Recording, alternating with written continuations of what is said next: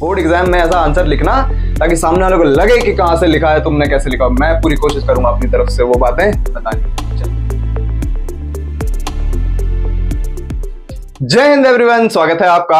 आज पढ़ेंगे हम लोग क्लास 10th इकोनॉमिक्स का पहला चैप्टर जो है डेवलपमेंट। आप में से बहुत सारे स्टूडेंट्स ने मुझसे कहा सर बहुत बढ़िया तरीके से पढ़ा रहे हो, हाफ ईयरलीज आ रहे हैं तो फटाफट थोड़ा सा कवर करते हैं। बिल्कुल करूंगा आप लोगों के लिए, हाफ ईयरलीज तो आते रहेंगे। बोर्ड को टारगेट करो और जिंदगी बढ़िया से हम जिए, इसको हमको टारगेट करना चाहिए। बोर्ड एग्जाम में ऐसा आंसर लिखना ताकि सामने वाले को लगे कि कहां से लिखा है, तुमने कैसे लिखा। मैं पूरी कोशिश करूंगा अपनी तरफ से वो बातें बताने की। चलिए पढ़ते हैं, तो चलिए शुरू करते हैं। तो डेवलपमेंट, ओवरऑल प्रोग्रेस, ठीक है। ओवरऑल प्रोग्रेस में आप डेवलपमेंट को देखते हो, इकोनॉमिक ग्रोथ देखते हो, इसके अंदर सोशियो वेलबींग देखते हो, क्वालिटी ऑफ लाइफ देखते हो, बहुत सारे एस्पेक्ट्स देखते हो ओवरऑल वे में।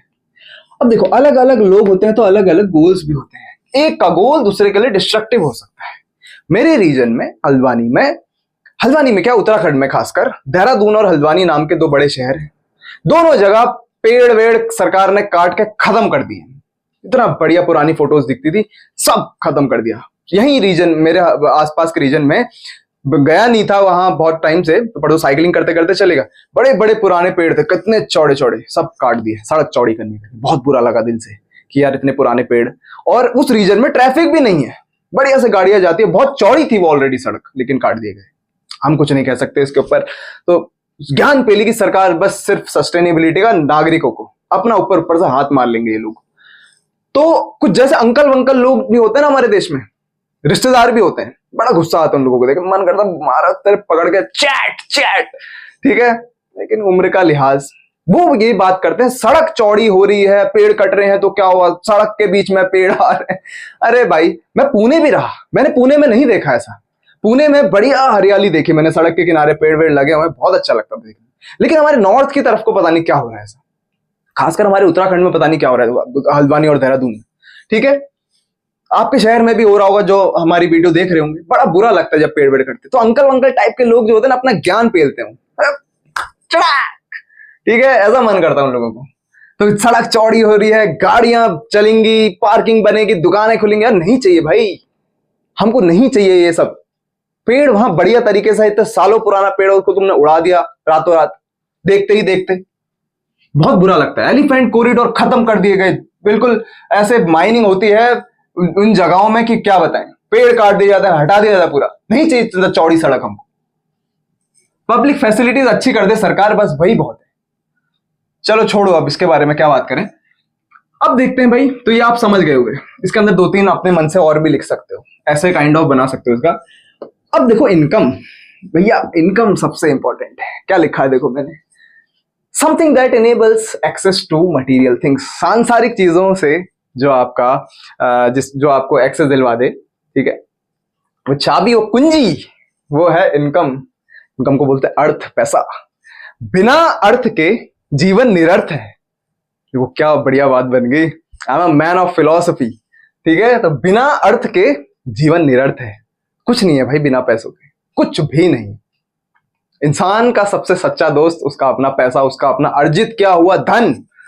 बस अंतिम समय तक उसके साथ वही होता है, और वही सब पड़ा रह जाना है और आदमी खाक हो जाना है एक दिन, और कुछ नहीं है इसके अलावा, ठीक है। तो ये फिलोसॉफिकल बातें भी बीच बीच में आती रहती हैं, कभी फेमस होंगे तो देखी जाएगी। चलो भाई आगे की बात करते हैं। तो इनकम ही थोड़ी चाहिए तुमको इनकम के साथ अदर एस्पेक्ट्स भी देखने, मटीरियल थिंग्स के साथ नॉन मटीरियल गोल्स भी देखने। अब वो नॉन मटीरियल गोल्स क्या हो सकते हैं? आपको रिस्पेक्ट चाहिए, आपको फ्रीडम चाहिए, आपको क्वालिटी एजुकेशन चाहिए देश के अंदर कहीं भी, आपको सेफ्टी चाहिए भाई, आपको अच्छा हेल्थ केयर चाहिए, बहुत सारी चीजें चाहिए। सिर्फ इनकम होने से क्या हो जाएगा, पैसा कमाने से क्या हो जाएगा? अच्छी मेडिकल फैसिलिटी नहीं है तो क्या करोगे, अच्छी पब्लिक फैसिलिटी नहीं है तो क्या करोगे, पैसा ही कमाते रह जाओगे क्या, जिंदगी भर भरते रह जाओगे। तो ये भी सारी चीजें हैं। अब देखो नेशनल डेवलपमेंट सबके लिए अलग अलग होता है। किसी के लिए भाई धार्मिक प्लेस बन जाना जो है डेवलपमेंट कहला दिया जाता है, वहीं किसी के लिए साइंटिफिक डेवलपमेंट हो जाना, बहुत बड़ी उपलब्धि हासिल कर देना देश में साइंस के जगत में, ये डेवलपमेंट है, ठीक है। तो डेवलपमेंट देखो ऐसा होना चाहिए ना जहां पूरा नेशनल इंटरेस्ट मतलब अच्छा खासा प्रायोरिटाइज हो, पूरे बड़े सभी लोगों को वो फायदा करे, सब लोग मिलजुल के रहें, ठीक है। ये नेशनल डेवलपमेंट आप समझ सकते हैं। लेकिन डेवलपमेंट अच्छे से हो रहा है उसके कुछ इंडिकेटर्स भी होते हैं, जैसे IMR, इन्फेंट मोर्टेलिटी रेट, देखो भाई, number of baby deaths under 1 year पर 1000 लाइव बर्थ्स, 1 साल के भीतर भीतर कितने बच्चे ऐसे थे जिनकी मृत्यु हो गई, ठीक है। और इसको आप हर 1000 लाइव बर्थ में से देखते हो, 1 साल का आपको ध्यान रखना है। 1 साल का होते होते कितने बच्चे ऐसे थे जो मृत्यु को प्राप्त हो गए। देखो यार, बच्चों का मरना ये बहुत दुखद लगता है दिल से। बच्चों, अब देखो यार, उसने तो अपनी जिंदगी नहीं देखी बच्चे ने, अब वो पता नहीं कितनी संसार को देखता, लेकिन उस बच्चे से ज्यादा उस माँ का बहुत बुरा लगता है जिसने अपने उस बच्चे को अपने कोख में पाला। बहुत बुरा लगता है देख के।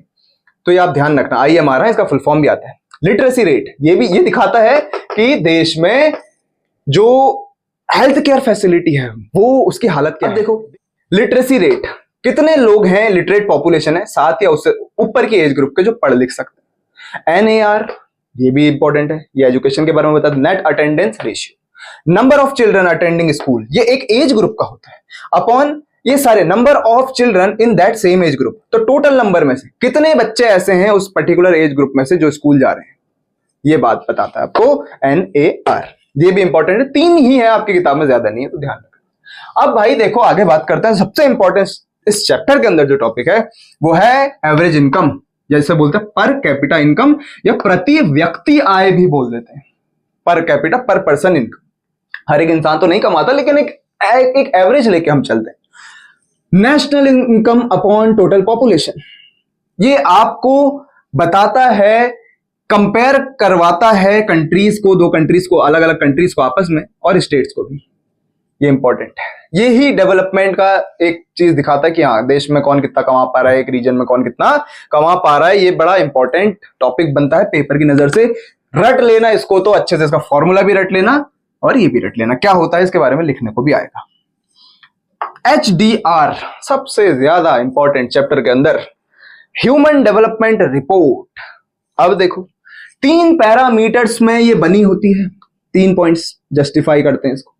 पर कैपिटा इनकम, ये एवरेज इनकम, लाइफ एक्सपेक्टेंसी और एजुकेशन लेवल, ये इसके हिसाब से ये 3 पॉइंट्स को एनालाइज करके एक रैंक निकाली जाती है, इसको बोलते हैं HDI, human development index.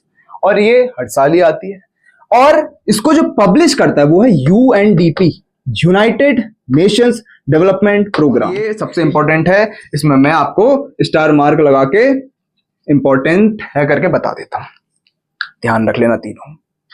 India में लाइफ एक्सपेक्टेंसी 72 ईयर्स है, मैं यहां पर लिखना भूल गया, I am sorry. 72 years on an average एक इंसान जीता है। दुनिया में कितनी है? तो दुनिया में 73 के करीब करीब। दुनिया में जापान में सबसे ज्यादा लाइफ एक्सपेक्टेंसी है। तो खाने के ऊपर डिपेंड करती है, लाइफस्टाइल के ऊपर डिपेंड करती है, वर्कलोड कहाँ कितना है, क्या कैसा है, अच्छी सांस है, अच्छी हवा, अच्छा एनवायरनमेंट मिल रहा है, तो इंसान ऑटोमेटिकली जिएगा उतना लंबा, ठीक है। तो ये इंपॉर्टेंट है, ध्यान रखना। एजुकेशन लेवल, कौन कितना पढ़ लिख सकता है, किस देश में पढ़ाई लिखाई का दर कितना है, ये सारी बात है, ये तीनों मिलके बताएगा आपका HDR। इंडिया में, जैसे मैंने ये एडिशनल अपने उससे लिखा है, ठीक है, इंडिया की एक पूरी रैंकिंग मैंने आपको बता रखी है। जैसे देखो 2026-2025 130 रैंक, 2024-2023 134 रैंक, 2022-2021 132 रैंक, ठीक है, और 2020 131 आई एक इंडिया नाम की कंट्री हमारी पूरी दुनिया में अलग अलग कंट्रीज से। ज्यादातर 190 से ज्यादा कंट्रीज होती है जिनमें ये रिकॉर्ड लिया जाता है।